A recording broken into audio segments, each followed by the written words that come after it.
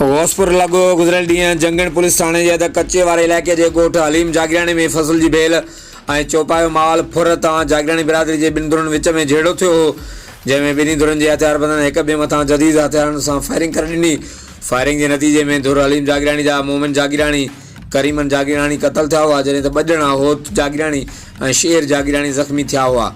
ॿिए तरफ़ ॿी धुर शामोर जागरियाणी जा उबैदुल्ला जागरियाणी, टीमू जागरियाणी, ॾहेर जागरियाणी, दिलशेर जागरियाणी क़तल थी विया हुआ।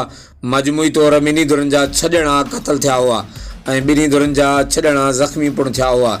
ॿिन्ही धुरनि जे 6 मक़तूलनि जा लाश पुलिस ऐं वारिस खड़ाए कंदकोट सिविल अस्पताल आंदा, जिते ज़रूरी कार्रवाई बाद लाश वारसनि हवाले कया विया आहिनि। ॻोठणनि ॿुधायो त ॿई धुरियूं पाण में सगा सौट आहिनि। जन मामूली बकरी चोरी जे तकरार तां हिक ॿिए जा 6 माण्हू क़तल ऐं 6 ज़ख़्मी करे छॾिया आहिनि। राब्तो करण ते पुलिस ॿुधायो त वाक़े जो केस दाख़िल कोन थियो आहे। धुरियूं ईंदियूं त वाक़े जो केस दाख़िल कंदासीं। का बि गिरफ़्तारी अमल में न आई आहे, जॾहिं त इलाइक़े में छिकताण बरक़रार आहे ऐं धुरियूं मोर्चा